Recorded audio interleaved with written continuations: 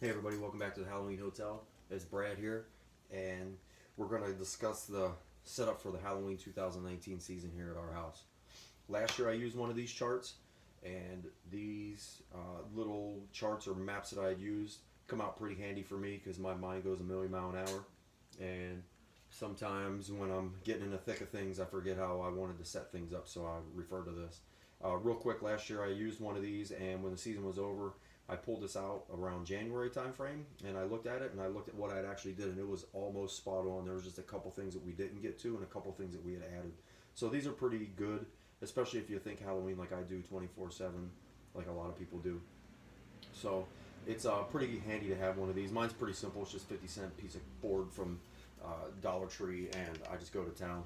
And this year I changed up a little bit. Not like it's very technical or anything, but I added a legend down here this year, just to help you guys out if you're interested in looking, and then to help myself out on how I wanted to prepare things. So real quick, I'm gonna go over the legend. I'm gonna go over the haunt. This is gonna be about a 6-minute video, nothing crazy, and then we're gonna end it. And then that way, when I'm going through things during the season and I'm making things, you can kind of put things together and figure out exactly what I'm doing, so it's not a big surprise. Like I said, I want you guys to come on this journey with me. This is the biggest Halloween we've had yet. Last year was pretty big, but this year is going to be even bigger. So I'd like to take you guys along for the ride. So let's get started here. The legend, I'm just going to go over everything real quick. First of all, if you see anything red solid lines, it's going to be the facade fronts. Anything black solid line is going to be black plastic. The point 0.4 or 0.04 millimeter or whatever it is, that's going to be lining the walls. Brown is going to be stuff that's not going to be in the haunt, but stuff that's just definitely going to be in the way, such as the house, and we got some woods back here and stuff like that. Red dotted line is going to be the pathway. Black dotted line is going to be interior black plastic. And then if you see an arrow at all, that means that that facade is going to be an entry facade that you can actually walk into and probably have some interaction with some stuff. The little stop sign here means that the facade is just going to be a look in, which means we have to make more windows and more things attached to that facade for everybody to be able to look inside, because there's no sense in just having a facade front if you can't look inside. And last but not least, these little cylindrical blue posts right here are going to represent street lights that we're going to have throughout the haunt. I have no idea how I'm going to make them yet. I have a little bit of a plan, but this will be like one of the last things that I do, because our whole goal here is to have a Halloween town.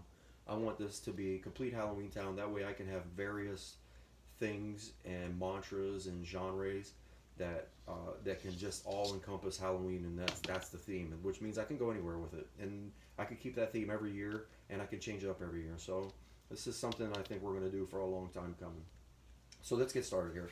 First of all, if you see the red dotted lines coming in here, this is where the path is coming in, and when they come in, they're going to see the cemetery right away. And the cemetery is just any average cemetery. I got a breathing grave.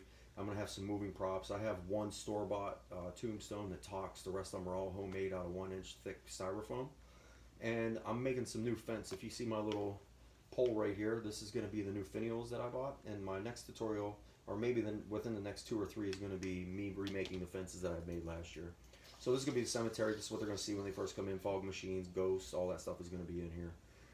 And before they get to the facades, they're probably going to see this. And this is going to be the hardest thing for me to make this year. And it's going to be a circus tent. I don't want to buy anything online. I priced it out, and it's absolutely ridiculous how much it costs.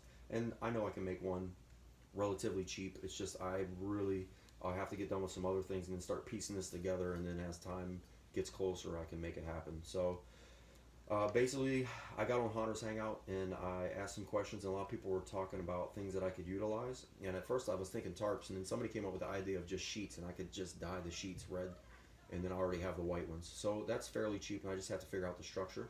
And obviously it's got to be safe. That's the big thing. If it's not going to be safe, then I can't do it.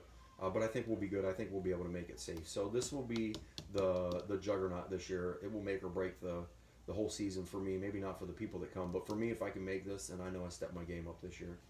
So let's start with the facade real quick. First off is going to be the witch's cottage. You can see it has a stop sign. There's 2 windows and a doorway that's a half door that they can look in. We're going to have the cauldron in there with the witch in there, and we'll have some other stuff like some genies and stuff like that. And this one is 12 feet wide. This is a pretty big facade. After that is going to be the butcher shop. I have a tutorial on how I built that already.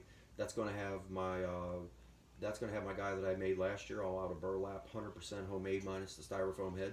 And this is going to be a walkthrough. I have a lot of butcher shop stuff, so it should be a pretty enjoyable facade to walk through. Next one after that is going to be the Asylum, and it's going to be a look through as well. It's going to have a door and 2 windows, and it's going to be about 10 feet wide. This is going to be the biggest one that we have. As you can see here, I have facade here and here. So this is going to be separated by the black plastic, and it's going to be 2 facades in one. So they need to be the same width. So these are going to be 12 foot. These are going to be 8 foot. These are going to be 10 foot, and this is going to be 12 foot. So they all need to be the same width, and they're just going to mirror off each other on the back. It just makes it a lot easier when we're building. But this is going to be the murder house. This is where a lot of the live actors are going to be. It's going to have 6 rooms total and a back porch. And the rooms, I have ideas about what I want to do with them, but there's more to follow with that. So as I go through and I start building this, which this will be the last one before the circus tent, I'll give you my ideas on this when we get there so I can brainstorm a little better. But it's basically going to be, I think I'm going to base it upon serial killers or just creepy stuff. And this is going to have a warning in it too, saying, you know, like probably little kids shouldn't come through or something. But all this stuff is not going to be relatively scary until this. This is where I'm going to get kind of scary and have some gore and some scares. It's going to have drop panels. I'm going to have live actors behind some screens and then lights pop on and stuff like that. So this is going to be a technical piece at that, and it should be a good one. So once they come out of here, as you can see, I'm going to try to make it not so loud, but I have a generator that's going to run all this stuff, and then some of my house electrical will run like some of this stuff as well. But I got a generator here. They're going to walk off the back porch. They're going to come into the embalmer / crematorium, and that's going to be a look through. Nothing to go on in there, but I have a lot of stuff that I can just throw in there. After that is going to be the jail, and the jail is going to be a walkthrough. We'll probably have 1 or 2 cells in there with a desk and some skeletons and some stuff like that. And then the last facade is going to be the Monster Museum, and this is going to be a good one as well. I have a lot of ideas for this. This is where I have all of my homemade static props that are quote-unquote serial killers or movie stars, and it's going to be things like Jason, Michael Myers. I have the Scream guy. We have the Nun. I'm making Cousin It this year. This is where the Jason wall, the wall box is going to be at. The Jason wall box is going to be in there, and some other things. So this is going to be fairly big. And then I'm going to, on top of the facade, I'm going to have some lights that chase each other, the big lights. And above it, it's going to be like a theater sign. It's going to say Monster Museum. So this one's going to be pretty good. I'm excited to do this one. But I'm going to wait to do this one right before the big one, because this one's going to take a little bit of skill. And with these guys, this is my first time building full facades with a lot of details. So by the time I get to the Monster Museum, I'll have a good technique down on how to build these things, which I think they're okay so far. But just dirtying them up and making them look better, I can work on that. So once I get out of there, like I'm going to have some gallows over here, and then we're going to have a playground, like a creepy playground, and then they're going to exit. So I would think it's going to take them a good, I don't know, maybe 7 to 9 minutes to get through the whole haunt if they take their time. There's going to be a lot of extra stuff in here that I haven't talked about yet. I have some TVs that are going to go out there with some projections. We're going to put some thumb drives in there, and I'm going to buy some of the